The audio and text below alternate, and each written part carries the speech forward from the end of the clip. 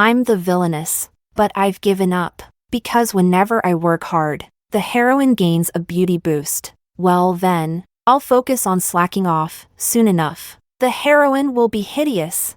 Chapter 1. I accidentally discovered this. Whenever I stayed up late and worked hard, Lily would glow radiantly. But whenever I slacked off or procrastinated, Lily's complexion would turn dull. To test this, I deliberately slacked for an entire week. I even handed over the project closure report to someone else entirely. The result? Lily's face grew increasingly dull. Acne broke out, and her overall beauty took a nosedive. This discovery thrilled me as the villainess. I actually had the power to control the protagonist's looks. If used well, this ability could absolutely lead to a tragic ending for the leading couple. Thinking back to our first day as interns, Lily, in her striking red dress, stood out among the group like a shining star, exuding a protagonist's glow. At that moment, I couldn't help but marvel at her beauty. She truly fit the vivid beauty protagonist archetype. But now, just 1 week of my slacking had stripped her of that glow. She looked completely wilted. Still, the protagonist is the protagonist. Despite her haggard appearance, her boyfriend Victor and her secret admirer Paul continued to show up outside our office one after the other, bringing her fruit, flowers, and words of comfort. Olivia, quick! Lily's suitor is here again. A colleague tugged me over to the window to watch the show. Downstairs, Paul was looking at Lily's dull complexion with a face full of concern. Even though Lily was already dating Victor, the way she interacted with Paul was suspiciously intimate. Wasn't she supposed to be a bold and straightforward protagonist? Had her character setting collapsed? I casually enjoyed the gossip and was about to return to my desk to slack off when I bumped into Lily, who was coming back with some things in her hand. Villainous effort level below 10%. Unable to convert beauty points. After brushing against Lily's arm, I heard this robotic voice. I quickly adjusted my smile and returned to my desk, slowly pondering what I'd just heard. Was the villainous effort level directly correlated to beauty points? As a transmigrator, I knew that villainous equals me and beauty points equals Lily's appearance. So it turned out that my slacking affected Lily's looks because of this mysterious system.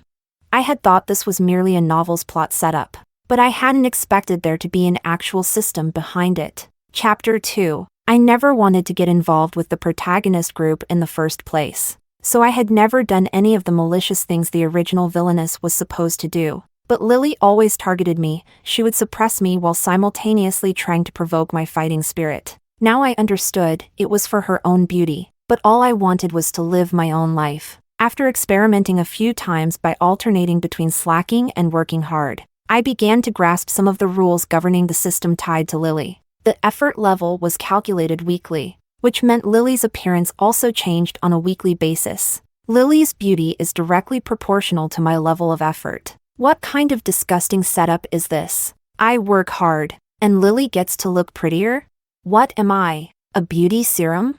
Before I could figure out if this setting on Lily could be undone, the male lead, Victor, showed up with Lily in tow, his arm protectively wrapped around her. Lily, I admit I once liked Olivia, but now you're the only one in my heart. Please stop being jealous of someone irrelevant. Is this novel all about romance? Victor is such a love-struck fool, can't the author rein him in? There are 40 or 50 people in this office area. Is this really the right place for you two to flaunt your love? I was annoyed. These two don't even consider the occasion. Victor's pointed remarks had officially pinned me as the third wheel in their grand love story. Do they think I'll stay silent if I don't stir the pot? Fine. But if I start acting like a true villainess, their happy ever after might not be so certain. Olivia, don't think you can attract my attention with this behavior. I prefer girls like Lily, strong and independent, not a delicate flower like you, Victor declared, his tone dripping with condescension. His attempt to insult me was so absurd that I couldn't help but laugh. This guy must have grown up in a deep fryer because he's dripping in grease. Listen, Lily's dear boyfriend. First, I don't know you. Second, I don't like dogs. And third, I wish you two everlasting happiness. Before I ended up in this novel, I was a stand-up comedian, not a famous one. Sure, but I've got a knack for sharp sarcasm. Chapter 3. After saying my piece, I left before they could react. Lunchtime was calling, but even in the cafeteria, peace was hard to come by. A colleague asked me, "Olivia, do you really not know Lily's boyfriend? Then why were they blocking your way?" Everyone around perked up, eager to hear my answer. I really don't know him, but judging by what he said earlier, he's probably some secret admirer of mine. I replied with a light laugh, dimples flashing. I knew I looked my best with that expression. Would you bother remembering someone unimportant? My colleague shook her head and dropped the subject. I decided my priority was to figure out the whole Lily's beauty depends on my effort situation. As for the romance between the male and female leads, I had no interest in getting involved, provided they left me alone. But Lily wouldn't stop provoking me. She frequently brought me up in front of our supervisor, praising my abilities and subtly hinting that he should assign me more work. I suspected that Lily was getting anxious because her beauty score had been dropping so much lately. I also hypothesized that once her beauty points reached a certain level, her appearance might no longer depend on me. Perhaps that's why, in the original story, she let the second male lead target me without worrying about her looks being affected by my downfall. Hey, Olivia, did you know Lily has connections? The supervisor is her boyfriend's uncle. One of the interns whispered to me. Her proposal for the paid channel placements was so easy even a dog could have come up with it. But the supervisor still praised it to the skies. She added, sounding indignant, probably because her own proposal had been rejected. Of course I knew. After all, I had read the book. I also knew that Paul, the persistent admirer who wouldn't take no for an answer despite Lily having a boyfriend, was the psychotic second male lead. And in the original story, he had set me up, ruined my reputation, and driven me to take my own life. Chapter 4. Recently, Lily's beauty has improved slightly. With the help of makeup, she managed to regain about 70% of her former glow. The main credit went to me, with some indirect credit to our supervisor, who kept assigning me more work. Every now and then, I'd brush against Lily and hear that robotic voice giving me updates. Villainous effort level, 30%. Beauty points plus 3. Host's total beauty score, 65. Villainous effort level, 50%. Beauty points plus 5. Host's total beauty score, 70. Villainous effort level, 70%. Beauty points plus 7. Host's total beauty score, 75. After a month of working 18 days of overtime,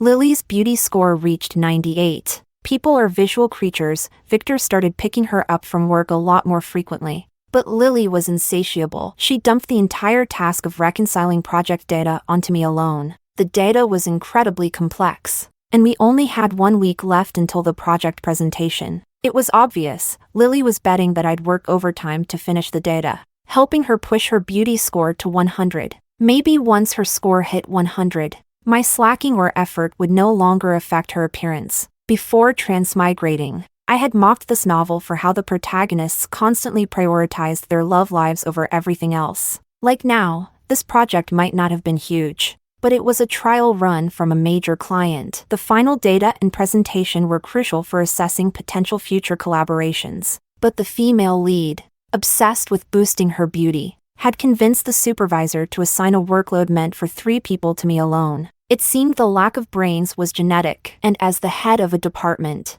the supervisor's nepotistic decision-making only made things worse. Fortunately, they were dealing with me, someone who preferred to take the high road while squashing petty schemes. Most importantly, I was someone who liked to use magic to fight magic. So, I hired someone to do the data reconciliation for me. Chapter 5. Many hands make light work. Thanks for your help. Supper is ready. Come eat. I paused the drama on my screen and motioned for the busy workers to come over and dig in. Looking at the detailed data sheets and the high-quality presentation slides on my laptop, I couldn't help but marvel at the power of money. Everything was sorted out in one night. This all-in-one service was something the male lead had discovered in the original novel, an absolutely confidential service you could purchase with money. Sure, reconciling the data was pricey, but my dad's rich, so who cares?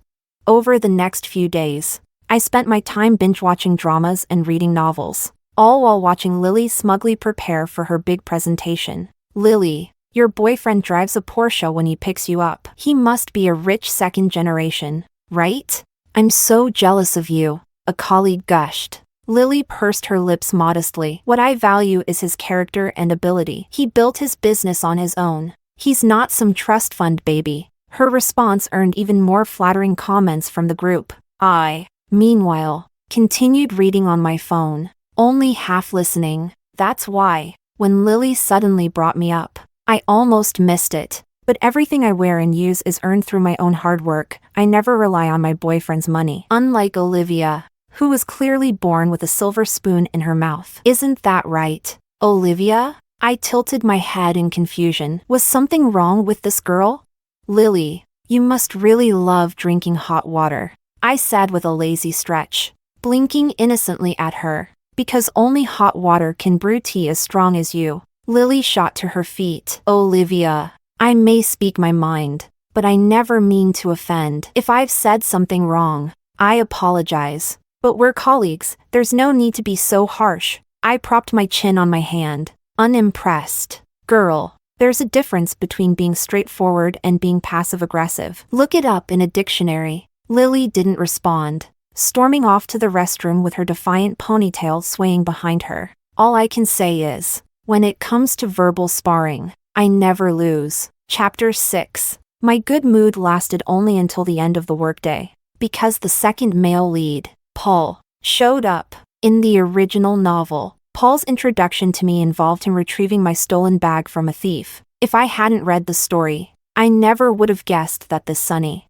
wholesome-looking guy was Lily's devoted simp, a psychotic simp. To be exact, the kind who would bang his head against a wall for Lily. The next steps were predictable. He'd gain my trust, get me drunk, and then leave me with a beggar, all because I supposedly wanted to ruin the relationship between the male and female leads, and Lily had cried to him about it. Now, though, was this all because I had beaten Lily in a verbal sparring match? Lily really had a fragile ego, and she was so eager to destroy me that she didn't seem to care whether my despair might make me stop working, which would affect her beauty score. Doesn't that suggest that once her beauty score hits 100, my efforts, or lack thereof, won't impact her anymore? But what if her score drops too low?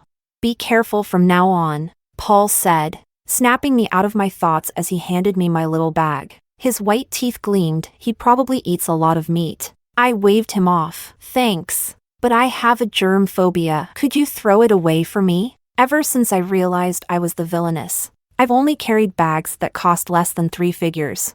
I also don't put anything valuable in them, just in case I needed to act like this in front of Paul. Paul admired Lily's strong and resilient persona, so I crafted an image of a neurotic, delicate germaphobe. Sure enough, my unusual response left Paul at a loss for words. I pulled a 100 yuan bill from my pocket and placed it in his hand. Thanks, and goodbye. As I walked toward the crosswalk, blending into the crowd, I heard a soft chuckle behind me. Laugh all you want, Paul. If you find me interesting, then that's perfect. I'm a fair person, but I also believe in swift retribution. So, Paul, you'd better not try anything foolish, because, in addition to being ridiculously strong, I also happen to be trained in martial arts. Knocking out a grown man isn't exactly hard for me. And, of course, there's always the option of solving things with money. Chapter 7. Olivia, why are you smiling like a sly fox?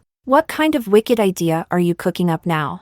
I was just contemplating whether to hire someone to keep an eye on Paul when my mom suddenly barged into my room, startling me. Mom, you didn't even knock. Your dad said the shortlist for the Outstanding Intern Award has been submitted. And guess what? You're not on it. My mom was here to laugh at me because I'd made a bet with my dad that I'd win the company's Outstanding Intern Award. If I won, my allowance would double. I had joined the company fully prepared to outwork every other intern to death. But after discovering that my hard work directly boosted the female lead's beauty score, I'd given up on that bet. After all, I'm already surrounded by the protagonist squad. Of course, my parents don't know they're in a novel, so I put on my best pouty face, whined to my mom about how hard work life is, and successfully got my monthly allowance raised by another 100,000 yuan. Ah, peace of mind, that should be enough. At first, I considered asking my dad to step in and humiliate them. After all, he's the company's vice president. For someone like that incompetent supervisor, losing his job would be as easy as snapping fingers. And if he were gone, he wouldn't be able to tip off Victor about projects, as he does in the original novel, which indirectly helped Victor's startup take off. But after discovering I could influence Lily's beauty, I revised my plans. Since Victor and Lily are so in love, let's see how their romance holds up when money and beauty are no longer on their side. According to the plot, Victor is currently at a critical stage in his startup journey. The turning point comes when Paul's family offers him a project collaboration. In the novel, Paul facilitated the connection. Honestly, this psychotic second male lead treats the protagonist a bit too well. But what if Paul's family abandons him? Would Victor still be able to hitch a ride on that ship and transform into the next big success story? I don't plan to do anything, for now. At least, as long as they don't provoke me. Chapter 8. It was Friday, and Lily was pestering me for the data she needed to finalize her presentation PPT. I typed furiously in our group chat, putting on an extremely stressed expression. I'll definitely get it to you before the end of the day. I'm barely sleeping 4 hours a night as it is. Please stop rushing me. Lily smiled sympathetically. A young woman should be ambitious. If you slack off now, you'll regret it in the future. She donned her "I'm doing this for your own good" expression and continued pouring out her motivational cliches. One day, you'll thank your hardworking self for all the effort you're putting in now. I was growing annoyed. Poisonous pep talks like this were usually my specialty, not something I had to endure from others. You're absolutely right, I replied, smiling sweetly. Women shouldn't just be ambitious. They should also be compassionate. Every fish in the pond deserves care and love. Wouldn't you agree? I know how to play the word game too. Nobody's walking away with the upper hand here. After catching up on all the new episodes of my favorite dramas, I finally sent Lily the data I had outsourced last Monday. Lily looked at me with a faintly meaningful expression. Thanks for your hard work. Once the Monday presentation is over, the supervisor said we'll go out for dinner as a team.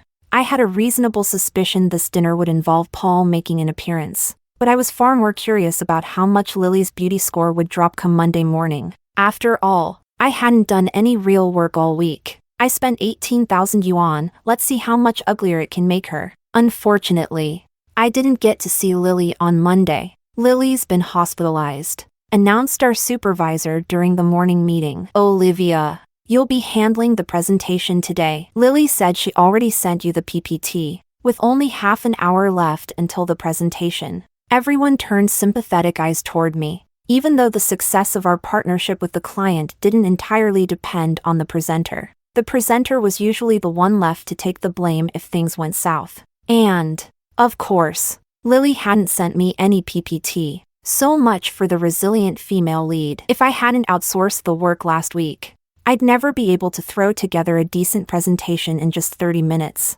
Chapter 9. I overestimated Lily's sense of responsibility. She outright abandoned the project at such a critical time, completely disregarding the outcome. I sent Lily countless messages, asking her to share the presentation PPT. I even called her, but she didn't respond. When I informed the supervisor, his only response was, "You two handle it between yourselves." I saved all these interactions, screenshots of unanswered messages, call logs, and even a recording of the supervisor assigning all the data work to me. I paired this with photos of Victor casually entering and leaving the supervisor's office, compiled everything into a file, and sent it to the company's compliance department. It was a formal, real-name report accusing the supervisor of compromising the company's interests to benefit his nephew. Everyone in the department knew about the supervisor's greed. He wasn't bold enough to openly accept bribes but loved taking small advantages. A compliance investigation would surely uncover his misdeeds. Delivering a presentation in front of 50 people wasn't a challenge for me. However, when I saw Paul among the client representatives, it all clicked. That's why they chose such an outdated proposal. Paul seemed disappointed that Lily wasn't there. When I stepped up to present, his lips curled into a smirk, like a cat spotting its favorite toy. I kept my expression neutral, my gaze calm. After all, who remembers a random stranger who once helped recover a stolen bag? The presentation went smoothly. The client agreed to continue the partnership. Everyone was thrilled, our hard work had paid off. So when Lily showed up at dinner wearing a mask, apologizing for missing the presentation due to her illness. Everyone welcomed her warmly. Chapter 10. Thank you so much, Olivia. I'm sorry for the trouble. I had an allergic reaction and couldn't check my messages. You must have worked really hard to prepare the presentation slides, Lily said. I was too busy devouring my meal to care and just nodded slightly. Preparing the slides wasn't hard at all. It was collecting evidence of your and the supervisor's blatant disregard for professionalism that took effort. Olivia, you managed to prepare such a quality presentation in just half an hour. That's impressive, Lily said. Standing next to me, she seemed like she was about to sit down but then changed her mind and turned away. Actually, I'd better stay away from Olivia. After all, I interacted with her on Friday about the data, and by Saturday, I had an allergic reaction. I sighed and casually reached out to touch her arm. Side character effort level below 5%. Beauty value randomly reduced. Host's total beauty score, 65. Why doesn't my effort level go into the negatives? Does hiring someone else to do the work still count as effort? Olivia, why aren't you saying anything? Shouldn't you be grateful to Lily for giving you such a great opportunity to shine? The supervisor adjusted the few strands of hair on his head and stared at me. These two.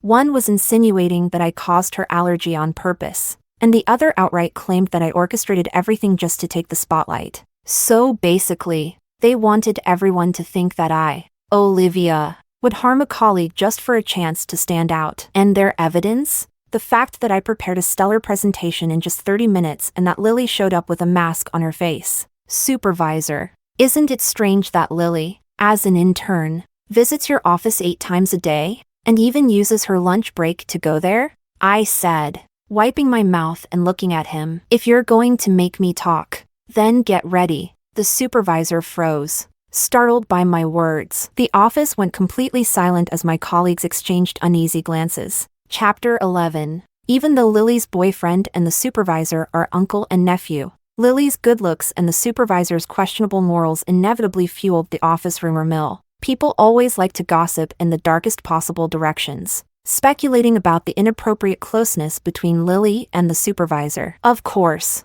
no one would dare bring this up in public. Well, that's because Lily is extraordinarily capable, sacrificing her break time to work in your office. Isn't that right, supervisor? Seeing that neither Lily nor the supervisor had reacted, I decided to help explain the situation for them. The supervisor, nervously wiping his sweat, nodded and attempted to steer everyone back to eating and drinking, but I stood up. So, let's lay everything out clearly, shall we? For example, which hospital is Lily staying at? Is this allergic reaction real, or did she bail at the last minute? And what about intentionally withholding the presentation content from me and disregarding the project outcome? Is that an ethical lapse or incompetence? My previous life as a stand-up comedian always made me sprinkle a bit of humor into my speeches. As I was considering a clever way to wrap things up, the door to the private room was flung open, and Victor barged in. Enough. Olivia! Stop targeting Lily. I will never like you. Ah, the male lead. Only he could turn a workplace dispute into a melodrama about love with a single sentence. Sir, I said, staring at him, take some time to read a book or two instead of spending your days foraging for wild plants. The room grew awkwardly silent as Lily lowered her head, adopting an appearance of meekness. When someone as seemingly strong as Lily shows vulnerability, it must tug at a man's heartstrings even harder. True to form, Victor ignored my retort and immediately went to wrap his arms around Lily. Olivia, if there's a conflict at work, we can talk it out. But please don't let your personal feelings make you speak out of turn. Lily, despite wearing her mask, spoke with resolute strength. Perhaps Victor's love emboldened her to clap back at me. Or maybe it was Paul, quietly standing at the door and watching the drama unfold. That gave her a sense of performance flair. Chapter 12. Olivia, you're new to the workplace, and there's still a lot for you to learn. Come on, 3 self-punishment drinks as an apology, and we'll let this go, the supervisor said, puffing out his belly as he tried to mediate. My colleague beside me tugged at my sleeve, signaling that I should seize the opportunity to step down gracefully. For a powerless little intern to speak so recklessly, it did seem a bit naive and audacious. But I'm different. I'm the slacker Villainess. I've been waiting for this kind of slacker opportunity. All right then. Here's to Lily, wishing you a swift return to your former beauty, I said, raising my glass and walking toward her. Victor immediately stepped in front of her, as if afraid I was going to throw the drink at her. What's the matter? You won't even accept my blessing? Not even with tea instead of wine? I said, staring at Lily's masked face. Lily pulled down her mask briefly and took a quick sip of water. Under the light of the private room, the lower half of her face, fully exposed without the cover of bangs, came into view. Her complexion was a strange blend of red and purple, and her lips were slightly swollen. Since I was standing close, I noticed that beyond her skin, even her features had subtly changed. Her nose had flattened, the tip had become larger, and her eyes had lost their former sparkle. It seemed that the beauty points were more like a virtual beauty filter plastered onto her face. Now she was wearing a mask, probably hoping I'd start working hard so her beauty could return. Heh, little does she know, I'm committed to slacking off indefinitely. All right then, I've delivered my blessing. I'll head out now. Enjoy the meal and drinks, everyone, I said cheerfully. Having confirmed Lily's condition and appearance, I grabbed my bag, ready to leave. After all, if I don't leave early, how will Paul get his chance to act? In the original plot, the Villainess was drunk and abandoned in a nearby alley after the group dinner. Now that Lily's beauty had dropped, I guessed she probably wouldn't instruct Paul to deal with me. Yet, despite my precautions, I was still knocked unconscious. When I woke up, the person who had helped me prepare the presentation was staring down at me. Chapter 13. Miss, if it involves a fight, you'll need to pay an additional 20,000 yuan, the man from the service team said. I rubbed the lump on the back of my head, took out my phone, and scanned the QR code to pay. And the others? I asked. Back in the private room, I had already contacted this team, spending 38,000 yuan to hire them for 8 days of protection. I specifically requested them to preserve evidence in case of incidents like being dumped in an alley, and promised an additional bonus of 88,000 yuan if they caught the instigator. The 3 thugs in the alley have been tied up, along with a passerby. They're being questioned now, he reported. I held out my hand. Help me up.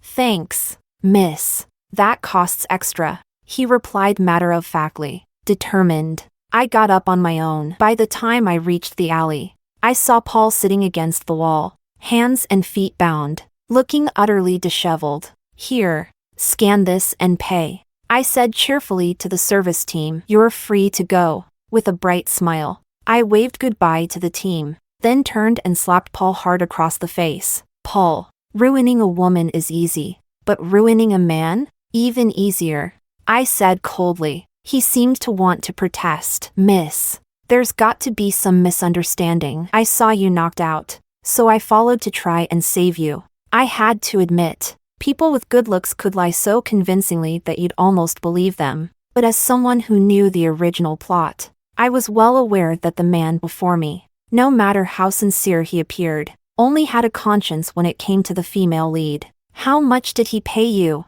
I asked the 3 thugs huddled in the corner. I'll pay you double, but the target will be him instead. The 3 men, battered and bruised, instantly betrayed Paul without hesitation at the mention of double pay. I untied one of the thugs and gestured for him to approach Paul. Paul tried to escape, but I knocked him down and made sure he stayed put. Miss, this stuff right here, just 1 drop, and even a bowl will turn into a puddle of mush, one of the thugs said obsequiously, pulling out a small vial of clear liquid. It was probably some sort of illegal drug. Paul shouted and struggled, refusing, but he was force-fed 2 drops of the substance. The ensuing scene was unsightly, to say the least. I quickly recorded a few video clips and left in a hurry. Chapter 14. That night, news about young Master Paul being gay spread across all major online news platforms. Some gossip mongers speculated about Paul's lack of a girlfriend and his consistent support for Victor's business ventures. Even some simple-minded fans of good-looking CP couple pairings started shipping Paul and Victor as a romantic couple. The situation kept escalating, becoming more and more entertaining. The other young masters in Paul's family, none of whom were easy to deal with, took advantage of the rumors, regardless of whether they were true or not. They fanned the flames. In a family with so many illegitimate children, eliminating one rival was always a win. To Paul's family, a tarnished illegitimate child wasn't worth protecting. Paul remained the sixth young master but was now completely excluded from the family business. Victor, eager to distance himself from the Paul rumors, posted a series of photos chronicling his relationship with Lily. From the beginning of their courtship to the present, he even emphasized that they were childhood sweethearts with a stable relationship. However, among the gossipers, some started questioning Lily's fluctuating looks. Did this woman get plastic surgery? Why does she look pretty one moment and ugly the next? Probably Photoshop?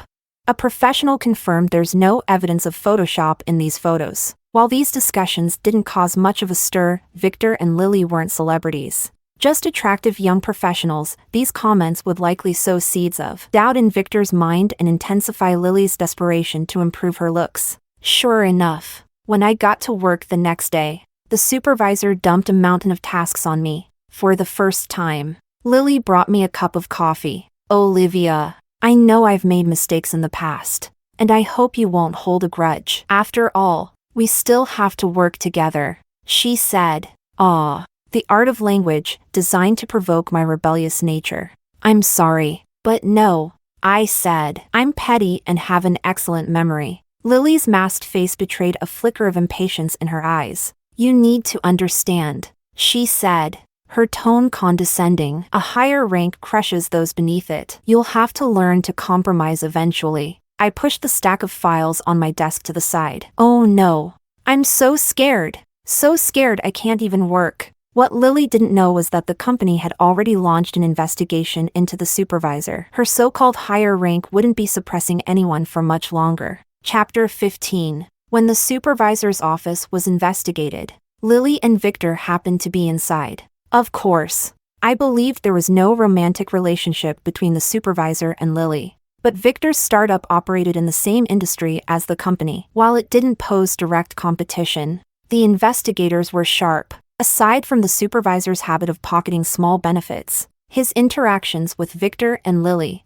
combined with their romantic relationship, would make the investigation dig deeper into whether he had leaked company secrets. Regardless of the outcome, the supervisor wouldn't be retained, and he might even face legal consequences. The supervisor was taken to the top floor to assist with the investigation. Lily, looking distraught, returned to her desk and turned to me. Was it you who reported this? Was it? It must have been you. You wicked woman. Lily, you were the one who said a higher rank crushes those below it. I just couldn't learn to compromise, so I decided to tidy up the workplace a bit. Our colleagues gathered around to gossip about the investigation, paying no attention to our conversation. Olivia, then you better work hard and get a position of power if you really want to tidy up the workplace, Lily said, quickly regaining her composure and shifting her focus to motivating me again. This woman, Paul, had lost his inheritance. Victor's business had suffered setbacks,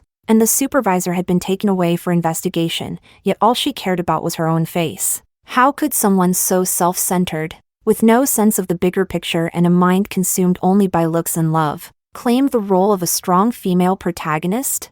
This was the core reason I had criticized this novel so much in my previous life. Having experienced it up close now, I realized Lily was even more selfish than I'd imagined. I'm a rich kid. Why should I work hard?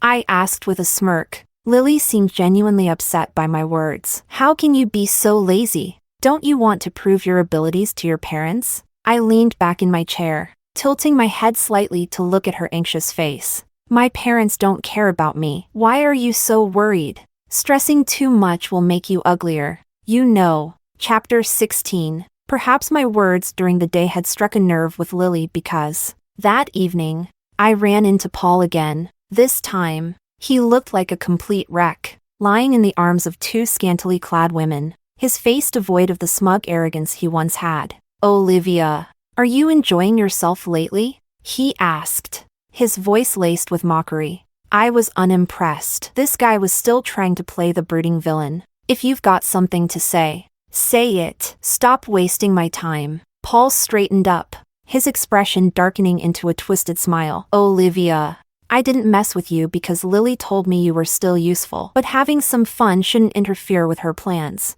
right? His words were explicit, and he began walking toward me. He must have assumed I was just some girl with a few self-defense classes under her belt. But I was in a hurry to get home for dinner, so I used my full strength. Within moments, I had Paul pinned under my foot. You're so... Paul stammered, clearly bewildered. I kindly helped him out. I'm naturally strong. Oh, and later, when we're at the police station, do me a favor and cooperate. I'm really in a rush to eat. Paul was detained on suspicion of kidnapping me, while his family had the power to bail him out. I had already tipped off some tabloid reporters, ensuring the news would spread like wildfire. The public scrutiny would make it impossible for Paul to escape unscathed. This time, his family would abandon him completely. As for Victor, who was relying on Paul's help to secure a critical project and save his company, he was about to face the crushing blow of startup failure. I took a week off,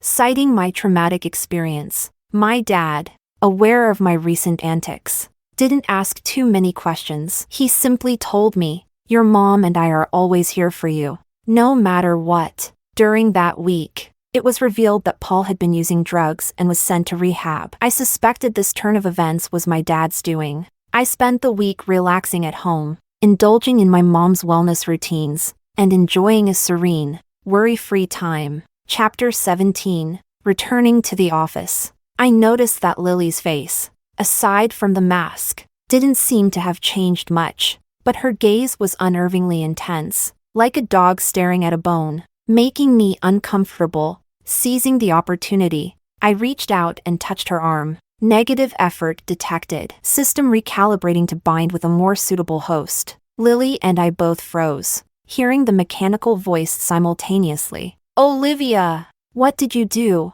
Why is the system changing hosts? Is it binding to you now?" Lily was hysterical, ignoring the curious looks from our colleagues, and jumped to her feet. "No wonder you look so good today. You're so selfish. Why should my hard work become your beauty capital?" Watching her meltdown, I reached out and yanked off her mask. "Are you scolding yourself? After all, your past beauty was thanks to my efforts." Lily froze, covering her face, and ran into the restroom. "Hello, prospective host. Would you like to bind with the beauty system? With Lily's efforts, you can effortlessly gain stunning looks."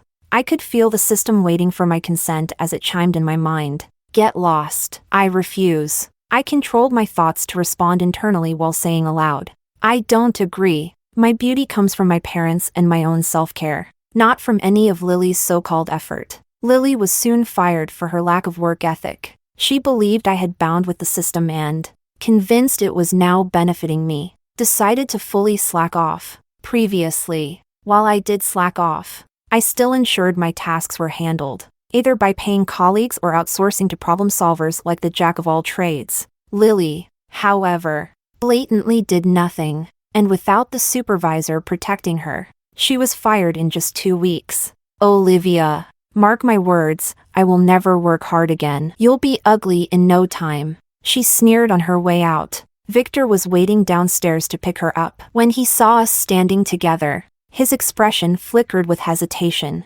Lily's appearance had reverted to a 65 out of 100, her natural face. It wasn't unattractive, but compared to her formerly stunning looks, the contrast was glaring. Lily had blamed allergies for her changes, but most of our colleagues assumed she had botched plastic surgery. Victor, who spent the most time with her, was undoubtedly the one most impacted by the change. For Lily, her face was her top priority, and when she noticed Victor looking at me, she immediately caused a scene. "Are you regretting being with me? I knew it. You're still hung up on your first love."